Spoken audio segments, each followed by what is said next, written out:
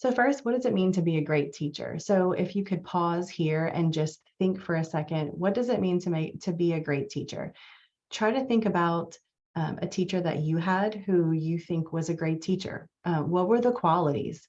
I think when you are thinking about this, you might think about things like they were patient, they were caring, they were passionate about their topics, they were interested in me and my learning as a student. All of those things tend to fall heavily into one category. So we're going to look at essential characteristics of what makes a great teacher. And I want you to think about where those characteristics of caring, patient, passionate, understanding would fall. So when we think about essential teacher characteristics, we can narrow it down to three. It kind of seems like an oversimplification, but I think it really captures it well. Those three are knowledge, skills, and dispositions. So if you think about caring, curious, understanding, patient, where do you think those would fall most? Do those fall under knowledge, under skills, or under dispositions? Dispositions is where they fall. So disposition talks about just my general, the way that I am, the way that I act toward my students, the way that I make my students feel. Do they feel valued? Do I have a dispositional stance of care? Those are normally the things that rise to the top. The other ones, though, are equally as important. Maybe not so much equal. Maybe it's a little heavy on the disposition side. But when we think about knowledge and skills, knowledge means I also have to have knowledge of my content. If I'm going to teach something to someone else, hopefully I did my homework before and I kind of know and have an idea of what I'm teaching someone, or else I can sometimes make things go backwards if I don't have knowledge of my content. Skills talks about, but do you also have the skill to be able to design teaching approaches? What teaching methods or pedagogy are you using to deliver your knowledge and expertise over to your student? Teaching and learning has to be connected, or else we're just putting on a show at the front of the classroom. So do I have the skill set to really deliver that knowledge and ensure that my students are learning? So when we think about knowledge, skills, and dispositions, I think when you think about the best teacher you ever had, you can probably recall that they had a good knowledge base, a good knowledge of their content. They also had the skill set to be able to be an effective and engaging teacher of that content. And then in the end, they also had the disposition of care, that they cared whether or not you succeeded. So just a quick story about what I think about when I think of these. If my freshman year in college, I was in a biology class with about 500 students sitting in this sea of an auditorium. And the teacher at the front was clearly very knowledgeable about biology. But he didn't have any skill to teach that biology to us as his students. He would stand at the front of the auditorium of a classroom, write things on an overhead projector, and just talk. And so all of us were just writing what he wrote, trying to listen and trying to make sense of it. There was no time for us to turn to each other and reteach it to somebody near us, or to ask clarifying questions. He wasn't walking around the room listening to our conversations, asking if we needed any clarification. He wasn't using visuals or hands-on because he didn't have the skill of a teacher who knows how to use pedagogy, how to use teaching methods in order to deliver that knowledge to students. So also at the end of class, when you're walking out, there's 500 students there. You just feel like you need to get out of there as soon as you can. No one was really walking over to him and saying like, hey, do you think I could come to your office hours? Could you clarify this? We just didn't really feel the sense of care that we should feel between a teacher and students if we really are there for the sake of student learning. So hopefully you have an awesome teacher to pull from that you say, oh yeah, this teacher, for me personally, it was Miss Coleman in first grade and Miss Prudham in high school physics, who are my teachers that I think of as having all of these essential teacher characteristics. Miss Prudham high school physics took us to Astroworld in Houston so that we could measure the G-forces on roller coasters. We built roller coasters in her class. I remember my group building a bridge one week to see how many golf balls it could hold. And when we won the challenge, Miss Prudham started crying happy tears. She was so proud of us.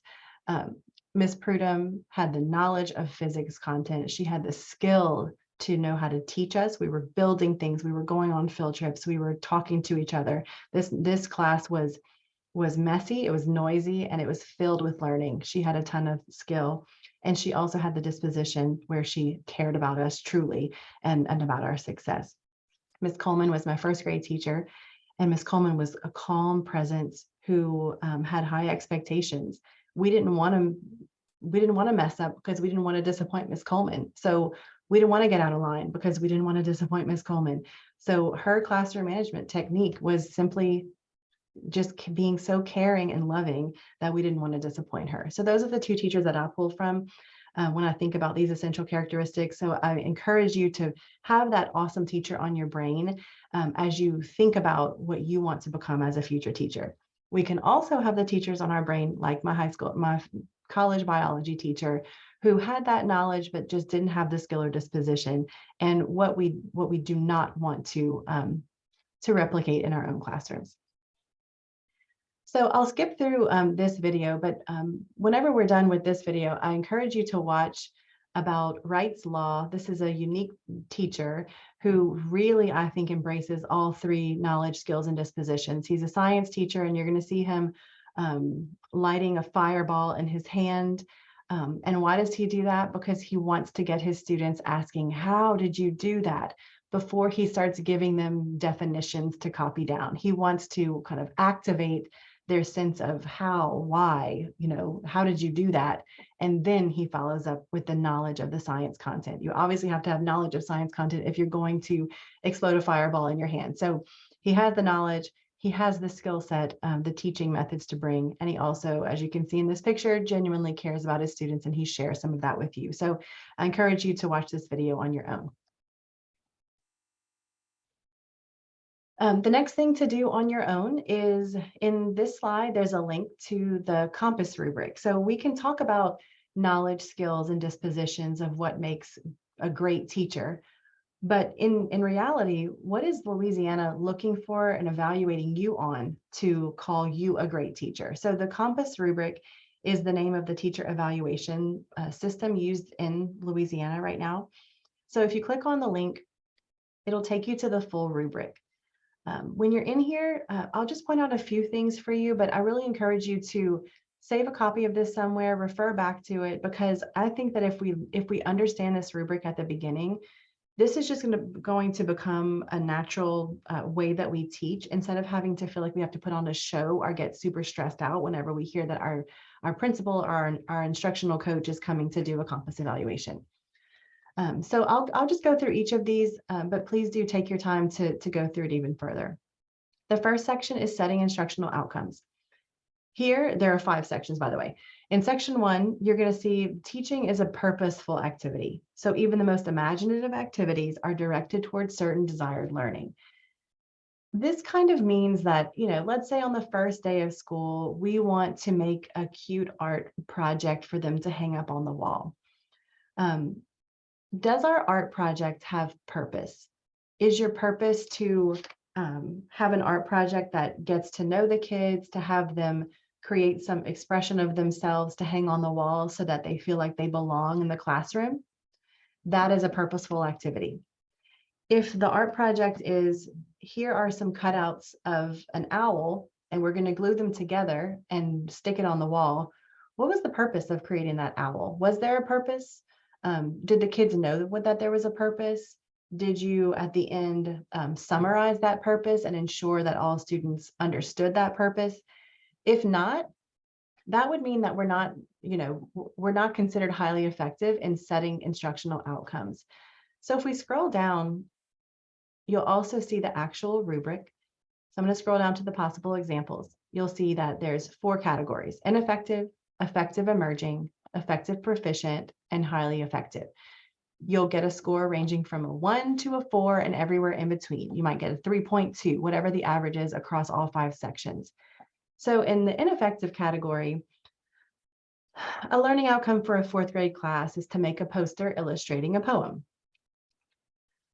All the outcomes for the 9th grade history class are factual knowledge. So we're kind of just skimming the surface. We're reading a poem and we're making a poster to illustrate it, or we are asking factual based questions. What year was this war? Who was the president of this country? Like, we're kind of just going down and asking only factual questions. If we go on the other side of highly effective, we're seeing that we want students to set their own goals. Can students challenge themselves? Can students have choice in what they are doing to prove that they know about, what led to the Civil War? Can they choose? Do they have to all write a report? Maybe they can choose to create a little mini movie, or create an artistic representation that they then have to explain all the components that led up to it. So can we offer some choice and give the students an opportunity to really challenge themselves and to set their own goals and expectations? You'll notice throughout this entire document that on the ineffective side, we're kind of staying away from student-centered. It's a very teacher-centered classroom. You are telling the students what to do, and you are looking for one right answer. On the flip side of that, we're creating opportunities for kids to set their own goals and to choose some components of their learning, and we're involving them in the process from beginning to end. So you're going to look at ineffective as a very teacher-centered classroom, and the flip side of highly effective as a very student-centered classroom. The second section is about managing classroom procedures. So the first line kind of says it all. A smoothly functioning classroom is a prerequisite to good instruction and high levels of student engagement. If you can close your eyes right now and put yourself in your future classroom, imagine a smoothly functioning classroom. Everybody's working quietly. They're deeply engaged. They're working on something that matters to them. And then somebody's pencil breaks. On one side, we could shout from across the room, "Sam, sit back down, your pencil broke, I'll get you another one." And then we would disrupt the learning across the whole classroom. In a smoothly functioning classroom, Sam would just naturally stand up, go bring his pencil to the dull basket, and then take a freshly sharpened pencil from the sharp basket, because we probably worked on that routine all of the first week, so that whenever they're working and something like that happens, the kids already know what to do. So if we scroll down to some of the examples, you'll notice again that in ineffective, it basically means that every small thing that happens in the classroom, you are being distracted, or you are, as the teacher, have to be in charge of whatever's happening. You have to redirect students. You have to go get the pencil. You have to go get the bathroom pass. You're doing all the stuff. On the flip side, in a highly effective classroom, the students are doing the things. The students have authority. The students have responsibility. They know what to do already. They are redirecting each other, reminding each other of the expectations. And oftentimes this is because students were involved in setting their own goals and setting their expectations, which we're going to look more into during week 3. How do we get students involved in goal setting and establishing expectations, so that whenever we go to enforce those expectations, we remind them that these are the ones that they came up with, because we have a lot of awesome goals to meet, and so we have these expectations in order to meet them.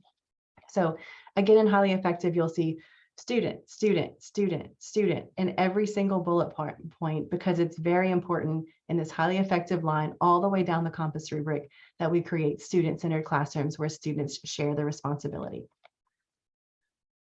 The third question is about using questioning and discussion techniques. So I will scroll down to the examples. And basically here, if you can visualize yourself reading a read aloud to your kids, think about the "Have you filled a bucket today" example that I shared with you earlier. You're reading those books to kids, and then at the end, you want to have a discussion. You have a principal sitting in the back of your room, they're watching your discussion. Does your evaluator want to see that you are talking the whole time in the discussion? You're asking a question, the students are answering it and getting it right. You're asking another question, the students are answering it and getting it right. According to this, that is not what we want to see in the highly effective category. The ultimate goal in highly effective is that the kids take over the discussion. So if I only ask questions like, who is the main character in the book? Or what was one thing that you saw that someone did that was kind? those things are kind of have one answer that kind of stays on the surface level. Those are great questions. We can still use those. But how are we also incorporating things like, when's one time that you filled someone's bucket? How did that make you feel after you filled somebody else's bucket by being kind? Does anybody agree with that? Does anybody disagree with that? Do you have a different story to tell? Suddenly I become a facilitator of a discussion, but the meat of the discussion is coming from student to student. If the discussion gets taken over by the kids and they are talking, I can be quiet and just be a facilitator there to make sure that we stay on task. So in some cases, the most highly effective teachers for questioning and discussion techniques are posing the right questions that get the right conversations going so that they can step back as in the more of a facilitator role. So again, the students are taking responsibility. And I think what you'll notice is that when we can give students more responsibility, then we're going to have a more enjoyable time as a teacher, because we're not having to be on all the time. We're actually putting some responsibility and more engagement on the students. The fourth section is engaging students in learning. So this is where we're going to think about what you might remember as busy work. Did a teacher give you a packet at the beginning of the week and say, this is due by Friday? Maybe there was no support for you. You just had to complete it on your own. I know this happened recently with one of my own kids coming home with a giant packet filled with very complicated math that, we had to work hard at home to make sure that he understood what he was doing. Otherwise, if you have a packet and you don't get it on page 1, you're probably not going to get it by page 5 if you're working on your own.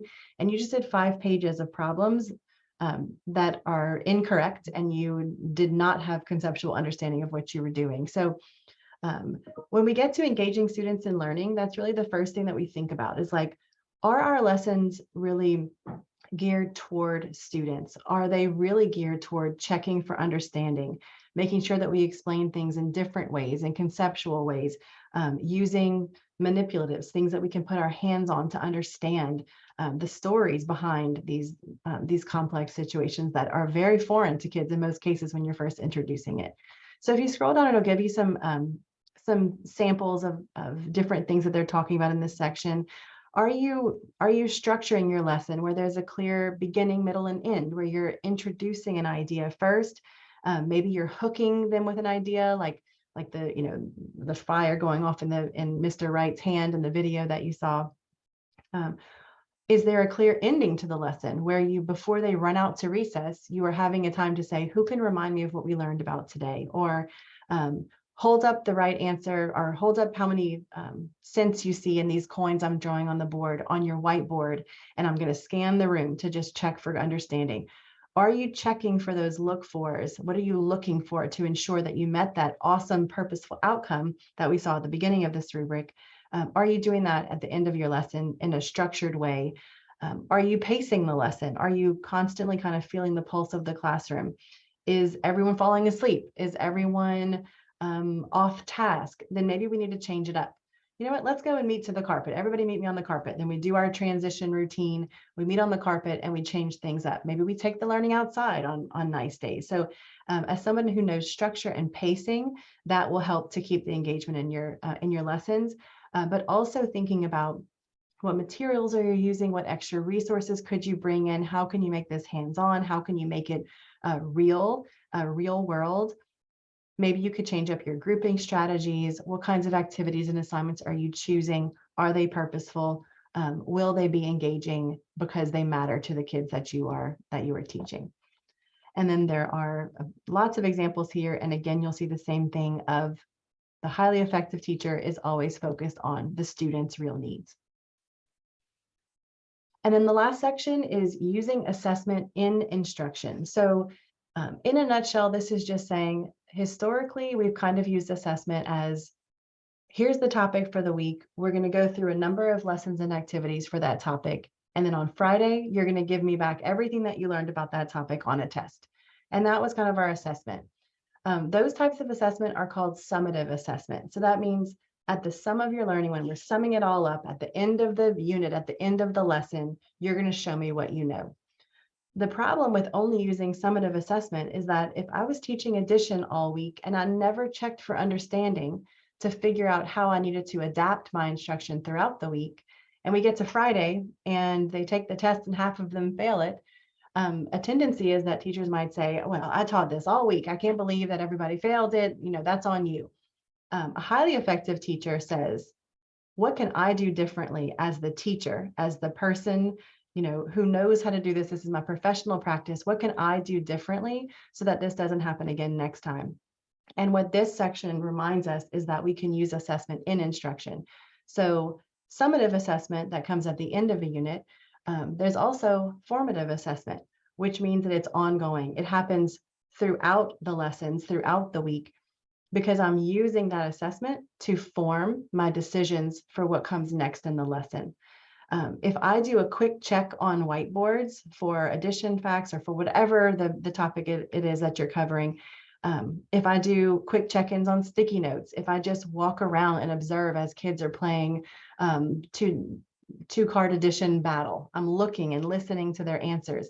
That's me checking for understanding throughout my instruction so that I can make decisions. If I notice that this group of kids is off in their understanding, I can sit down right in that moment as a just-in-time opportunity to be able to correct those misunderstandings. So this last section, using assessment and instruction, has a lot of examples here, but basically reminds us that assessment is not only for the end. It should be happening ongoing so that you can consistently make good decisions about what comes next.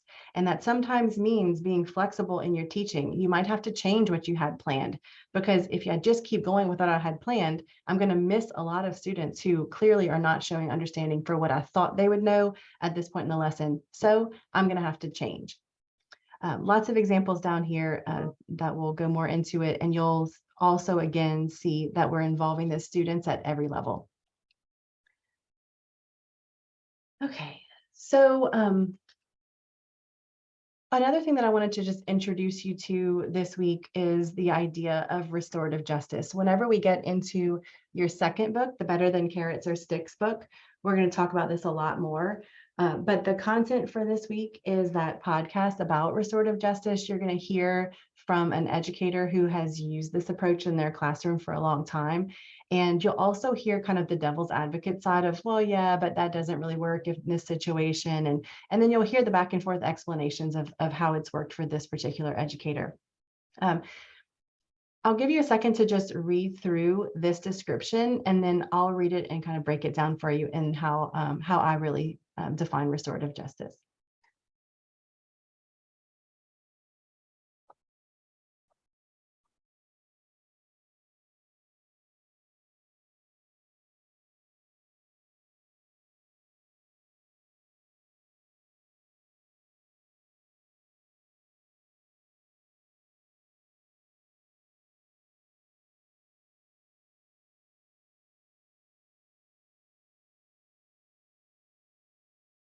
Okay, so let's break this down. The philosophy of restorative justice has its roots in the criminal justice system. So we're thinking, breaking the law. What happens when you break the law? When a crime is committed in a modern society, the typical response is to punish the offender, and that's about it. So if you think about it, if you run a red light, maybe you get a ticket in the mail, you have to pay some money. If you get arrested for a crime, you're put in jail. You serve your time in jail and then you're let out. Typically, the response is to punish the offender, and that's about it. So when we think about this and related to the criminal justice system, what I'm going to ask you to do is relate this to being in a second grade classroom. If a second grader is on the playground and kicks another second grader, typically we might say, we don't kick, go sit out and move your clip when we get back inside. So then that kid sits out of recess, we go back inside, they move their clip, they might miss another recess or get a phone call home or whatever the punishment is for that. They get punished and that's about it. What we historically have not done a good enough job at is repairing the harm that was done. So if we go to the next sentence of this description, but societies all over the world have started to recognize that this approach doesn't repair the harm that was done. It also does nothing to address underlying problems that may have led to the offense in the first place. So They are starting to replace or at least supplement the standard approach with restorative justice practices, which focus on repairing harm for all parties involved. This process may include some form of punishment for the offender, but the lens is much wider than that. So I think it's very important to note that last line. The process may still include some form of punishment, but the lens is much wider than that. If you have a student who is consistently kicking, if you have a student who is consistently falling asleep in class, who is angry, there's probably some underlying issues that are contributing to that. So we can continue to just punish, and that might work kind of on the surface level, but we don't know what's going on the inside. So if we continuously punish, what's going to happen is that second grader is going to continuously do that walk of shame to go move the clip. They're going to continuously sit out at recess, which is probably whenever those kids are probably the ones who need the recess most to move around. So we never, ever want to take away recess time as a form of punishment. We might still use some minor form of punishment, but our consequences are going to be logical. So we're going to talk about a management philosophy called love and logic. And that just reminds us that all of the consequences that we have should be logical. If I, as an adult, were to walk up to someone and kick them, nobody's going to yell at me to go move my clip and sit out at recess. That's just not how we work in the real world. What kinds of things would I need to do to repair the harm that was done? I probably need to go up to that person and give them an explanation of why I thought it was okay to kick them. Maybe I need to apologize. Maybe I need to write a letter. Maybe I need to go get them an ice pack. Whatever needs to be done to repair the harm that was done is what we're talking about in restorative justice. So it doesn't mean that we eliminate all forms of consequences. It just means that our consequences are logical, but that our approach to teaching restorative justice, not just thinking it'll happen naturally, is that we teach kids how to repair the harm that was done. We might have to give them sentence structures, which we'll look at in your second book that we read together. We might have to sit down and have a little mini conference. It doesn't have to take forever. We can just do it right on the spot, but we are bringing all parties involved together and we are focused on repairing the harm that was done. So that's just a very general overview. Please listen to the podcast that is in Moodle, and I hope you enjoy it. It's really, I find it really interesting to listen to. Every time I listen to it, I hear something new, but it really gives you a good perspective of someone who has really used this in a real school. Whenever you listen to that podcast, I'm asking you to think about these questions. In your schooling experience, how do you think as schools we focus on building relationships and addressing problems? So think about your experience in school. How did your school or your teacher focus on building relationships? So relationships can be among students, between student and teacher, between teacher and parents, all of those relationships. Was there a focus there? And also, how do they address problems? If a problem happens, what happens after that?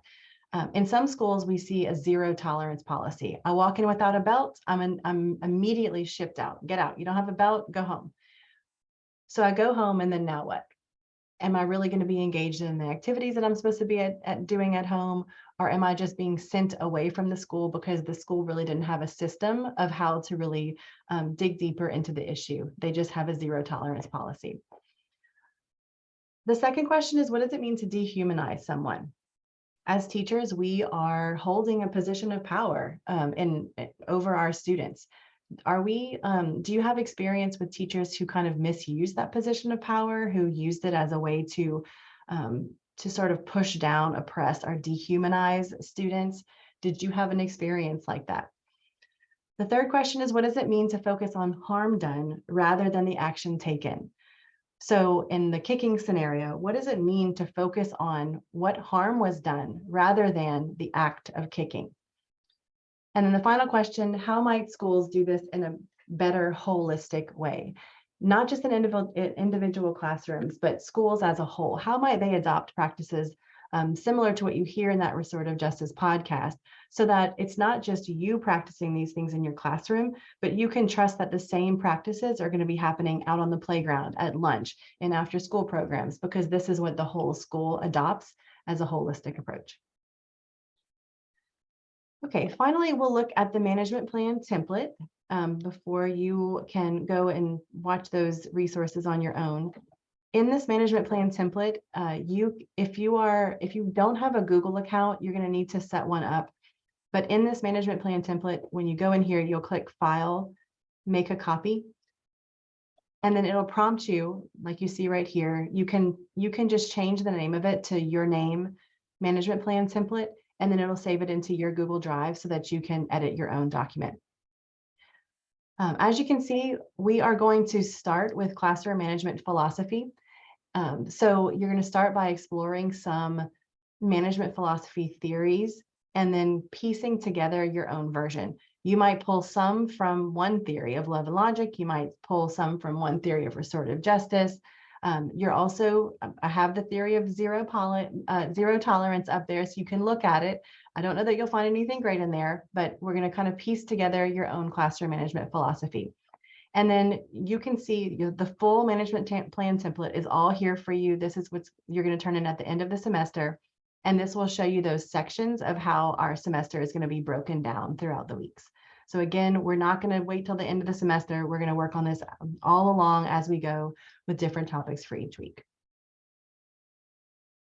Okay, and the last thing to do this week on your own is to watch this video of the author of the first book that we're going to read. So I just want to introduce you to the author. I think it really helps to set a tone before reading this book, which this book is really good. It reads more like a novel. I have notes all over this book. I find it really interesting. But the author of this book, his name is Sir Ken Robinson, and he gave the most watched TED Talk of all time, which is called Do Schools Kill Creativity? So please don't, I know that sounds super negative, but his point is, what if we didn't do things the same way as we've always done them? What if we changed our thinking about what's important in schools and started to make creativity as important as literacy?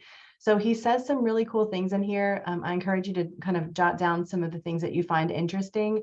And when we start to read his book, I'll refer back to this video a lot. So last thing to do for this week is just to watch this video of Sir Ken Robinson, Do Schools Kill Creativity? Okay, so just to recap the things to do, please order both of those books if you haven't done so already. I think everyone has. The first discussion is going to be the week of September 12th, and we are starting with the Ken Robinson Creative Schools book. The second book, Better Than Characteristics, will be about halfway through the semester. Please put an image of yourself in Moodle if you haven't done so already, and listen to the Restorative Justice podcast, watch the 2 videos in this presentation, and start thinking about a read aloud that supports your classroom management philosophy. I'll give you some more examples as we go. Okay, I hope that you have a wonderful semester, and I will be talking to you soon in the weekly announcements.